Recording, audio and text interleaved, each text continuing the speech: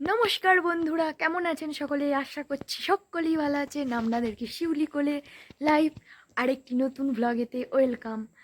তো আজকে আমি সেরকমভাবে কোনো ভিডিওই শ্যুট করতে পারিনি, কারণ আমার মিষ্টি সোনার শরীরটা এখনও খারাপ আছে। ও এখন ঘুমাচ্ছে, তাই জন্য একটু করে নিচ্ছি। আজকে যেইটুকুনি ভিডিও আমি শ্যুট করেছি সেই ভিডিওটুকুনি দিয়েছি।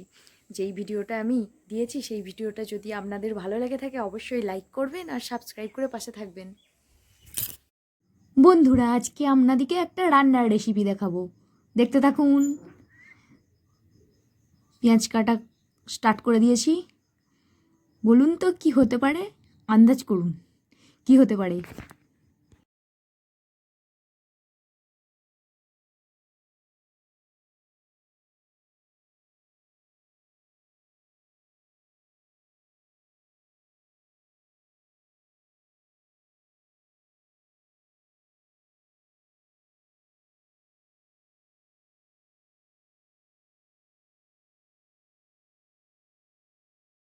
দেখুন বন্ধুরা, পেঁয়াজ আমার অলরেডি কাটা হয়ে গেছে। চলুন, আমি কড়াইয়েতে পেঁয়াজ ভাজা করতে দিয়ে দিয়েছি। এরপর তো বুঝতেই পেরে গেছেন, দেখে নিয়েছেন যেহেতু। তো পেঁয়াজটা ভালো করে ভাজতে হবে, কিন্তু যেন লাল না হয়। দেখতে থাকুন কেমন করে পেঁয়াজটা ভাজছি।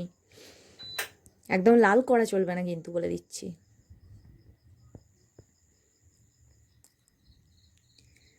মোটামুটি ভাজা হয়েই এসেছে।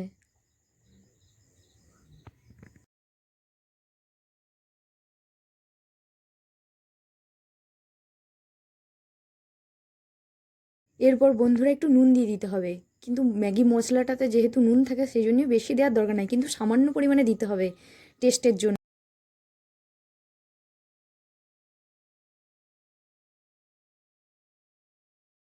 বন্ধুরা, এই সময় ম্যাগি মশলাটাকে কিন্তু কড়াইতে একটুখানি দিয়ে একবারটি ভেজে নিতে হবে। আর গ্যাসের আঁচটা কিন্তু একটু কম থাকবে এই সময়।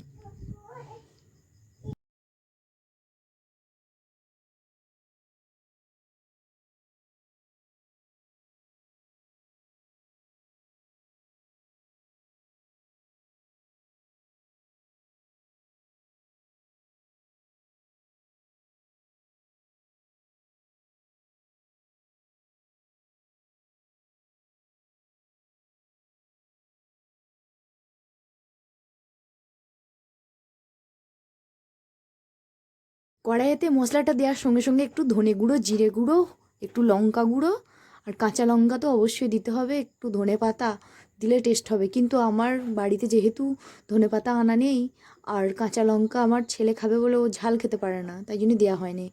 ওইগুলো দিয়ে দেবেন, আর সঙ্গে সঙ্গে জল দিয়ে দেবেন পরিমাণ মতন। আমি তো জল দিয়ে দিয়েছি, সেদ্ধ হোক। আমি একবার ঢাকা দিয়ে দেবো, এগুলো একটু সেদ্ধ হয়ে যাবে। ঢাকা দিয়ে যখন ফুটে যাবে তখন ঢাকাটা খুলবো, খুলে আবার ওই ম্যাগিগুলো দিয়ে দেবো।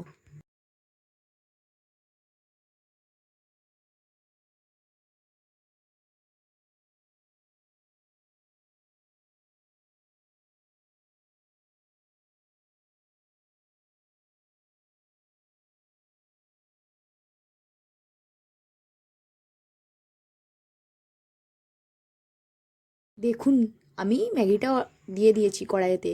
আর এই সময় যদি আপনাদের জল লাগে অবশ্যই জল দেবেন, আমার একটু লাগবে।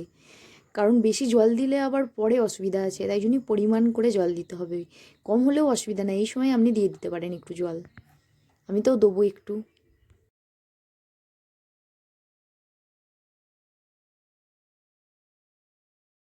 আবার ঢাকাও দিয়ে দিতে হবে। একবারটি ঢাকা দিয়ে দিয়েছিলাম, দিয়ে ঢাকা দেওয়ার পর এই যে এরকম অবস্থা, আমাকে আবার একবার ঢাকা দিতে হবে। একবার লেড়ে দিতে হবে, না হলে তলাটা তো বসে যাওয়ার চান্স থাকে না।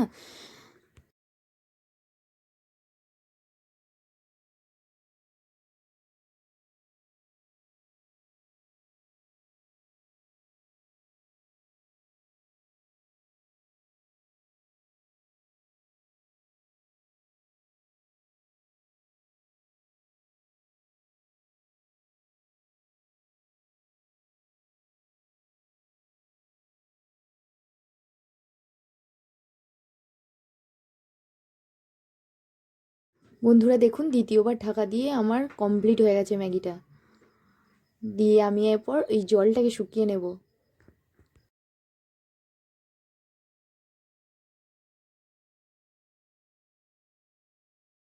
আমার মতন অবশ্যই একটু চেকে দেখে নেবেন, ভালো লাগে চেকে দেখতে। আবার সসও দিইনি দেখুন।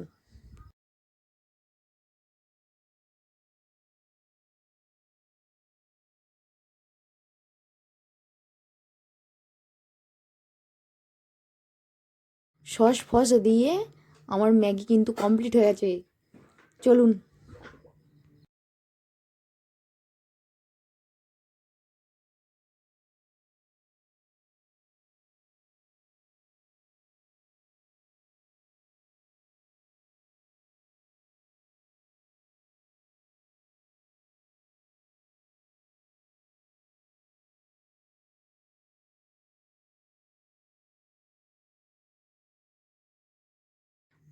জলটাকে ভালো করে শুকিয়ে নিতে হবে, না হলে জলটা যদি থাকে টেস্টটা কম লাগে মনে হয় আমার।